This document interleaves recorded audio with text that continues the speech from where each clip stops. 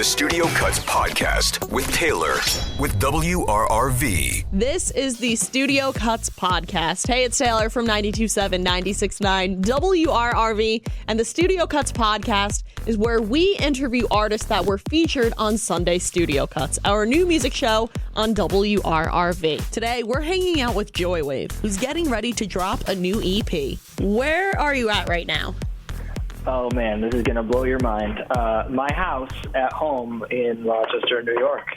All right, so I'm in New York as well. I'm down in the Hudson Valley. Is kind of every business up there doing maskless now since the mandate's been lifted?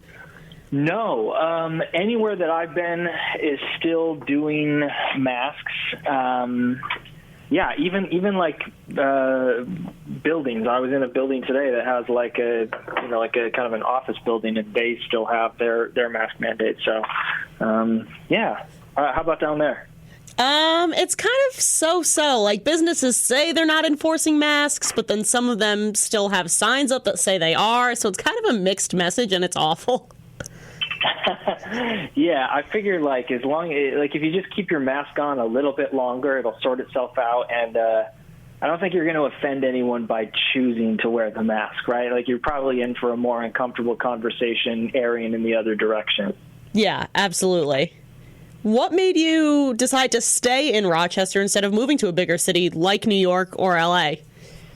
That's a great question.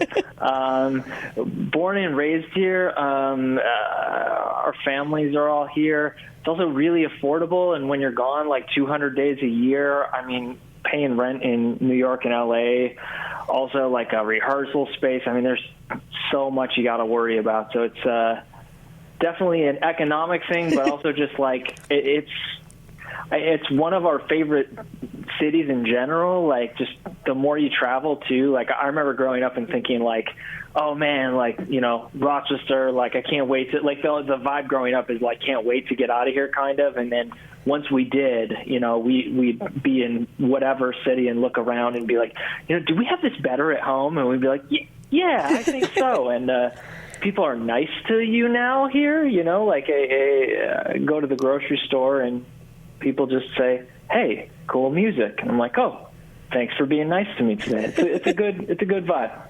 I have to admit, I went to college at SUNY Brockport, so I'm pretty familiar with the Rochester area. Well, then you and I are familiar with the same Rochester area because I also went to SUNY Brockport. Oh, snap. I didn't know that. Yeah. When did you graduate? I graduated in 2016. Whoa. Okay. So we were not there at the same time. I went a long time before you. I bet you graduated with some type of degree in communications or radio or something. You are right? Correct. See, mine is history and economics, and I graduated right into the smack of the Great Recession. Ooh. And there were no jobs available, and I was working retail at the time. And so I just kind of put my head down and said, I'm going to write some songs about this. Now I have a very Rochester question for you. What do you get on your garbage plate? Oh, the standard for sure. But I'm tragically lactose intolerant. So two hamburgers, mac salad, home fries or French fries, depending on the place that I'm at, meat, hot sauce, mustard, and onions, depending on if my girlfriend wants to deal with my breath smelling like that all night or not. Do you go to Nick Tahoe's? Do you go to Dogtown? Do you go somewhere else? Dogtown for sure. It's a great place. They're also really good to their employees. Like, one of our guitar techs used to work there for years and years and years, and it's definitely a good little business. Great to hear that. Makes me love it even more when I hear they treat their people well. Yes. I think they have like, this could be incorrect, but I think they have like a 401k program, which is like insane for, like a fast food restaurant to offer.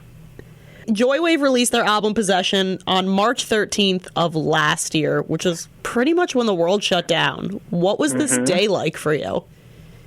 Hard to not feel personally attacked by the universe, but I moved past it pretty quickly, and I realized that for a lot of people the past year, a lot more went wrong for them than their album coming out on the wrong day. So we were in Europe in February, and I flew back to the U.S. on March 1st. And that was kind of the point where, I think the man who used to be the president at the time, who shall remain nameless, was on TV saying, don't worry about it. We're checking temperatures at the border and stuff. And I flew from Berlin to Newark on March 1st. I show up, and the border guard says, he asked me one question. He said, "Have you been to Wuhan?" And I said, "No." And I'm waiting for the next question. He's just like, what are you worried about? I already asked you. You said, "No, come on in." No temperature check, no anything. And at this point, I don't know that Italy still exists. It's very widespread in Europe at that time. And I got home, and my girlfriend picked me up from the airport. I said, "We're going to Wegmans. We are purchasing everything." I remember getting all of the cat food available. That is the one that our cat likes. And she said, "How long do you think this is going to last?" And I have 12 packs of wet, or not packs, 12 things of wet food in the car. And I'm like, this is not going to be nearly enough cat food. And of course, we've ordered it online 12 times since. But it's crazy. It was not a good time to release a record. And you guys ultimately decided to cancel the tour that was going to support Possession instead of postponing it. Why did you decide that? I think at a certain point it was decided for us, but it also became an unethical thing where it was these people should be getting interest on their money, and not that when a band is booking a tour that the band is holding like the promoters are and the venues are, but still, for a lot of people having the tough year that it was can't just hang on to everybody's cash for 18 months. So it was refunded, and hopefully we'll have something on the books for next year. Having this time off from touring kind of left you able to take a breath, which led you guys to release the song After Coffee. Can you tell us about the story behind it? Sure. So interestingly enough, it kind of became more relevant than intended, I think. The song for me was just about having the breathing room of being home from traveling, and kind of celebrating the mundane things, making coffee in the morning, pouring cereal, the cat waking you up, just being able to develop routine, because on tour you really don't have that. Or I guess it becomes a routine, but the routine is the unpredictability of what's the bathroom situation in the morning, or things like that, or what random town in Iowa am I in today on a day off. So that was kind of what the song was meant to convey, and certainly what it is to me. But then by the time the song came out, people were like, "Yeah, this is my life too. I'm home now also," and it's not so bad, and it's making me think about things, and I hope that people have taken the time to maybe question life a little bit.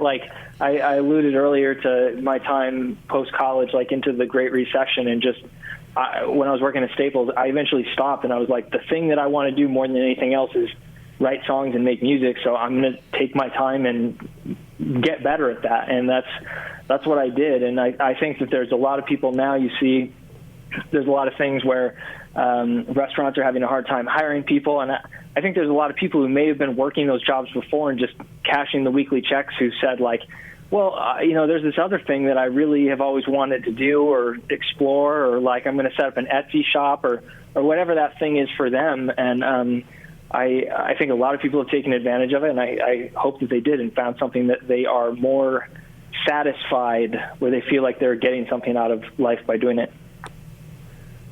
The new single that you have out is called Every Window is a Mirror. What's the meaning behind this song? It's kind of my reaction to 2020.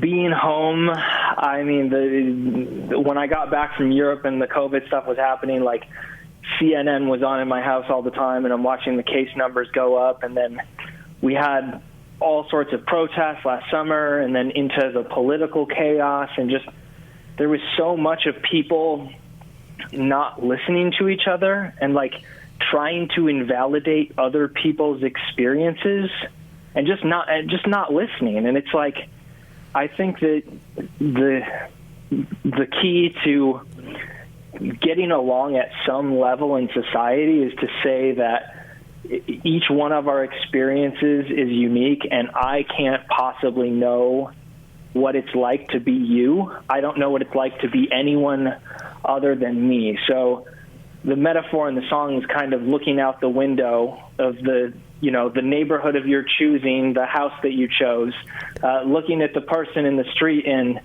recognizing that, like, you may think you're looking through a clear pane of glass at that person, but you're not. If you look close enough, you're seeing a little bit of you reflected in it, a little bit of your surroundings reflected back at you, and also you chose the window and the neighborhood that you're looking out. So all of our views are distorted, and we'd be a lot better off, I think, if we just said, you know what, I really don't know what that's like, and that's okay. Would you say the death of Daniel Prude had influence on that song?